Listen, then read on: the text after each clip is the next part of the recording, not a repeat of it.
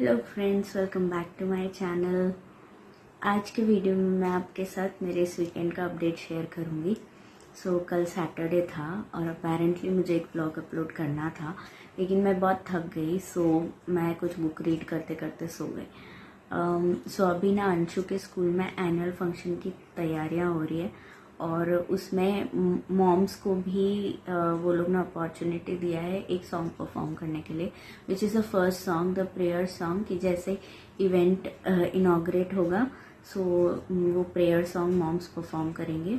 और एक और सॉन्ग भी दिया है मॉम्स को एंड में करने के लिए, लेकिन मैंने सिर्फ एक सॉन्ग में पार्टिसिपेट किया है क्योंकि मेरे लिए 2 बार ड्रेस चेंज करना, हेयर वगैरह हेयर स्टाइल चेंज करना, it's not my cup of T. मेरे लिए एक डांस भी प्रिपेयर करना, परफॉर्म करना इज़ अ चैलेंज, क्योंकि मैं एक तो नॉन डांसर हूँ, मुझे इनहेरेंटली डांस मूव्स आते नहीं हैं और मुझे भूलने की आदत है। मैं बहुत जल्दी भूल जाती हूँ। अगर थोड़ा सा भी मेरा फोकस इधर उधर होला तो मैं भूल जाती हूँ। और अगर 2-3 मिनट का मैं फर्स्ट डांस कर रही हूँ जो भी प्रेयर सॉन्ग है, और फिर मैं 8 मिनट का जो एक लास्ट सॉन्ग है वो 8 मिनट का है, तो वो लोग कुछ एक्ट कर रहे हैं और फिर उसके साथ तो एक्ट भी करना होगा, डांस भी करना होगा, तो मुझे वो कंफर्टेबल नहीं है। तो मैं सिर्फ फर्स्ट में मैं पार्ट ले रही हूँ। अब तक तो यही है, मैंने अभी ये बाद में पता नहीं कुछ मेरा माइंड चेंज हो, तब तक यही है कि मैं एक डांस में पार्टिसिपेट करूँ। तो उसके लिए मुझे प्रैक्टिस के लिए जाना होता है रोज़ अराउंड रात को 8 से 9। और आज संडे था तो वो लोग ने 2 घंटे प्रैक्टिस के लिए बुलाया था दोपहर में। तो मेरा आज संडे का पूरा स्केड्यूल जो है वो गड़बड़ हो गया, मतलब मेरे हिसाब से नहीं हुआ। मैंने आपके साथ शेयर किया था कि संडेज को मुझे कहीं भी जाना पसंद नहीं, कि अनलेस कि मुझे बहुत पहले से पता हो कि मुझे हाँ नेक्स्ट वीक यहाँ जाना है, तो मैं ऐसे उस हिसाब से मेंटली प्रिपेयर्ड रहूँ एक्सेट्रा। तो वो वैसा कुछ हुआ नहीं।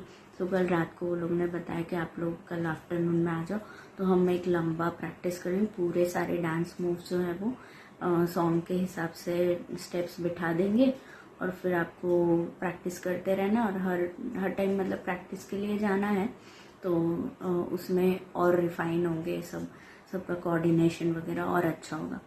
तो आज 2 घंटे बुलाया था, तो आई वॉज सो टायर्ड। जैसे मैं आई ना, मुझे एक तो इतनी भूख लगी थी तो मैंने खाया और फिर मेरा पूरा बॉडी एक कर रहा था, तो फिर मैं थोड़ा सा बाम वगैरह लगा के सो गई, थोड़ा नैप लिया। और फिर कल मैंने वही सोचा था कि टायर्ड हूँ डांस करके, तो संडे को वीडियो शूट कर लूँगी और अच्छे मूड में एनर्जेटिक वीडियो शूट कर लूँगी और अपलोड करूँगी। यार संडे फिर से मेरी वही सिचुएशन हो गई कि मैं ऑलरेडी टायर्ड हूँ, मेरे फेस से भी दिख रहा होगा। तो बट आई वाज लाइक कि नहीं, कुछ अपडेट्स है तो डेफिनेटली ये वीडियो तो शूट करना ही है। सैटरडे दैट इज़ येस्टरडे मैंने मेरे लिए एक हेल्थ चेकअप बुक किया था। तो ये मुझे दिवाली टाइम करना था। दिवाली के अराउंड मुझे बहुत ज़्यादा बॉडी एक का प्रॉब्लम हो रहा था और लो ऑन एनर्जी फील हो रहा था, ये सारी चीज़ें हो रही थी। तो मैंने मेरी जो होम्योपैथी डॉक्टर है उनसे बात की, तो उन्होंने मुझे टेस्ट लिख के दिए थे, लेकिन फिर मैं घूमने चली गई तो फिर मैंने वो टेस्ट नहीं करवाया। फिर जब हम वापस आए तो मम्मी का कैटरेक्ट का हुआ, फिर मम्मी का हॉस्पिटलाइजेशन हुआ। फिर हिमांशु की फैमिली में मेरे ब्रदर इन लॉ है, उनका कुछ हॉस्पिटलाइजेशन का चल रहा था। तो कैसे ये नवंबर दिसंबर ख़त्म हुआ ना पता नहीं। तो मेरे वो टेस्ट रह ही गए थे। और फिर मैंने अभी जो Saturday that is which was the date, I think 17, हाँ, तो 17 जनवरी को मैंने टेस्ट बुक किए और फिर मैंने अपना जो भी टेस्ट दे दिया, जो भी ब्लड टेस्ट, यूरिन टेस्ट वगैरह। उसके रिपोर्ट्स मुझे रात तक रिसीव हो गए, तो उसी को मैं आपको शेयर करने वाली हूँ। हर चीज़ गड़बड़ आई है मेरे इस वाले हेल्थ चेकअप में। तो मैंने कौन से टेस्ट करवाए थे, एक तो पहले CBC, ठीक है, फिर शुगर का फास्टिंग का ही करवाया था, जस्ट टू सी कि इंसुलिन कैसे, मतलब किस तरह से मेरा बॉडी इंसुलिन शुगर कैसे प्रोसेस कर रहा है एक्सेट्रा। फिर तीसरा मैंने कोलेस्ट्रॉल करवाया, चौथा कैल्शियम, पांचवा B12। ओके, सो इतने टेस्ट मैंने करवाए और उन सबके मैं रिजल्ट्स आपको बताती हूँ। और हाँ, थायराइड भी तो पहले का बताती हूँ। CBC में मेरा हीमोग्लोबिन कम आया, बहुत ही बॉर्डर पे है लेकिन कम है, ठीक है। तो ये कभी नहीं हुआ जो अब हुआ है। In fact last year before Diwali के अराउंड मैंने ब्लड भी डोनेट किया था, और मुझे लगता है कि मैंने शायद सही टाइम पे ब्लड डोनेट नहीं किया, या मेरी बॉडी अब जो है वो ब्लड डोनेशन शायद सपोर्ट नहीं कर पा रही है, तो इसकी वजह से मेरा हीमोग्लोबिन लो। फिर पहले मैं बहुत ब्लड डोनेट करती थी जब मैं कॉलेज में थी, लेकिन after delivery, after baby birth बहुत सारे चेंजेस आते हैं बॉडी में, और उसमें मेरा भी रोल है कि मैंने अच्छे से अपनी बॉडी को जो है वो प्रॉपर न्यूट्रिशन, एक्सरसाइज जो देना हो चाहिए वो नहीं दिया, और लाइफ में स्ट्रेस लेवल्स भी बहुत बड़े हैं, तो ये भी रीजंस हो सकते हैं। Anyway, coming back to the test, so CBC, haemoglobin low, और कोलेस्ट्रॉल सारे पैरामीटर्स हाई, सारे ब्लैक थे, तो कोलेस्ट्रॉल हाई, ठीक है, बट बॉर्डर नॉट रेंज से थोड़ा सा आगे, ठीक है। तो वो फिर थायराइड में जो 0.55 to 4.5 का कुछ रेंज होता है, तो उसमें मेरा 4.0 समथिंग है, ठीक है। तो वो भी मतलब I am not cross the range, but I have to take care, मतलब सेंसिटिव, थायराइड भी सेंसिटिव।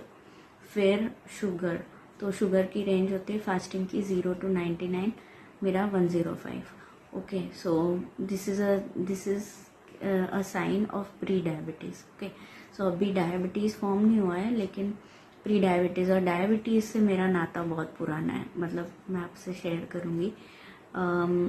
फिर हो गया कोलेस्ट्रॉल, मैंने बता दिया, शुगर बता दिया, और क्या करवाया था, कैल्शियम लो, B12 लो, सारे रिपोर्ट्स खराब, सारे reports, but her cheese border line पे है, और इट क्लियरली शोज, मतलब मेरे जो रिपोर्ट्स हैं वो क्लियरली बता रहे हैं कि कितने इश्यूज हैं मेरे लाइफस्टाइल में, और यही कि जो लो कैल्शियम और B12 है वो मुझे कितना परेशान करें, क्योंकि लो कैल्शियम, लो B12 मतलब यू डोंट फील एनर्जेटिक, तो आप क्या एक्सरसाइज करोगे, मन ही नहीं करेगा, तो एक्सरसाइज कर ही नहीं पाओगे, एक्सरसाइज नहीं कर पाओगे, कोलेस्ट्रॉल बढ़ जाएगा, शुगर में प्रॉब्लम आ जाएगी। तो जो है आज से मैंने अब सोच लिया है कि 3 months के अंदर अब ये पूरे सारे जो रिपोर्ट्स हैं उसको रिवर्स करने हैं, और डायबिटीज़ तो नहीं होने देना है। पता नहीं है, मुझे जेस्टेशनल डायबिटीज़ एक्चुअली हुआ था अंशु के टाइम जब मैं प्रेग्नेंट थी तब, और मतलब मैंने तब सीवियर डाइट किया था। मेरी मदर इन लॉ के साथ मैं रहती थी, तो उनको मेरे लिए सब अलग बनाना पड़ता था, but she use to do it for me. तो ऐसे मतलब मैंने वो लास्ट 2 months में पता चला था, ठीक है। तो ऐसे करके मैंने अपना जो है वो जेस्टेशनल डायबिटीज़ तो मैनेज किया। उसके बाद भी जब जैसे डिलीवरी हो गई ना, उसके 15 दिन 20 दिन तक भी कभी कभी शुगर की वैल्यूज़ जो है वो ज़्यादा आ रही थी, लेकिन बाद में फिर नॉर्मल हो गया। लेकिन कभी भी फास्टिंग का मेरा 90 से नीचे तो नहीं गया 90 तो रहता ही है 90, और 90 से 105 आने में कितना टाइम लगता है, कुछ भी मीठा खा लिया या राइस खा लिया, वाइट राइस खा लिया, तुरंत वो स्पाइक हो जाएगा ब्लड शुगर। सो अब ये डायबिटीज़ का ये सीन है कि मेरी दादी डायबिटिक थी, ठीक है, मेरे नाना जी डायबिटिक थे, मेरे मम्मी पापा दोनों डायबिटिक। सो फैमिली में डायबिटीज़ का हिस्ट्री है, तो अब मुझे मेरे स्ट्रेस लेवल्स मैनेज करने हैं, मेरा फूड, मेरी एक्सरसाइज, सब कुछ मुझे जो है वो प्रॉपर रूटीन में लेके आना पड़ेगा। कुछ भी अभी ऐसा नहीं है कि रिवर्स ना हो, अभी मेरे पास पूरा चांस है कि मैं रिवर्स कर सकूं। हालांकि मैं अभी ये सब बोल रही हूँ, लेकिन कल मैं डॉक्टर के पास जाऊंगी, वो क्या बोल रहे हैं उसके हिसाब से मैं ज़्यादा डिटेल में बताऊंगी। नेक्स्ट ब्लॉग में। ये सब तो मेरे नॉलेज जो है, जो मैंने सोशल मीडिया या जो भी इंटरनेट से इकट्ठा की है, तो उसके हिसाब से आई नो कि कुछ भी चीज़ ऐसी नहीं है अभी मेरे रिपोर्ट्स में जिसे रिवर्स नहीं कर सकते, लेकिन मुझे बहुत ध्यान देना पड़ेगा। I really need to cut off any stress situation which arises in, क्योंकि stress is really bad for all these, जो स्पेसिफिकली कोलेस्ट्रॉल और डायबिटीज़। स्ट्रेस तो बिल्कुल भी सही नहीं है।